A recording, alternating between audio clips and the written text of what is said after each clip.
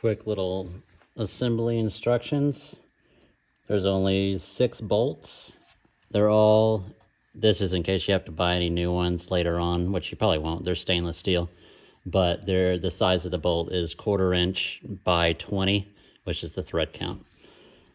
So on the bottom of the chair seat, there's a thin pencil drawing of where this is going to be placed. And once you get it kind of lined up, you start the easiest bolts, which are going to be these 2 side ones. And these are your 2 short bolts. You put them in here. And the important thing to remember, other than this Allen key, which is 5/32, the size of the head on it, is before you start screwing in, push down on the bolt and turn the opposite way like you're unscrewing it till you hear a click. Let's see. Hold on. There. As soon as you hear the click, that means that the threads have sat inside and found each other from the nut and the bolt. Now that they found each other, you won't cross thread the bolt when you screw it in. So then you screw it in, but don't tighten it really tight yet. You just kind of get them all nice and found in their little like seats. Remember, and every single time you do it, just make sure you do the reverse turn first. Listen for that click where it finds it, and then stop immediately, and then start turning it in a little bit, and not all the way tight. The 2 bolts that have the tapered heads are gonna go up front.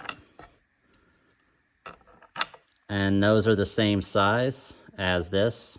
It's a 5/32, of course. And then in the very back are the 2 long bolts. And the head on this is a 7/16 socket.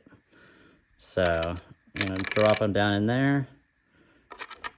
These back 4 bolts all have little stainless steel washers. The front ones don't because they're taper heads.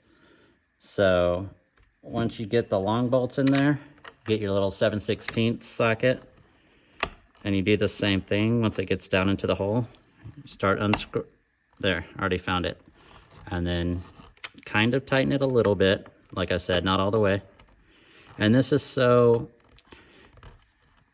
once you get them all sort of like lined up, it would be a lot harder for them to find their holes if like one of them was like really cranked down. Because if one is cranked down, it's gonna like torque the base a little bit. So then it'll make it harder for the other ones to like find their little spots. So that's why you keep them in there just kind of loose. And then once they're all kind of in, then you just go around. Now that they're all found inside their spots, then you can go around and just tighten them all down, and that's it.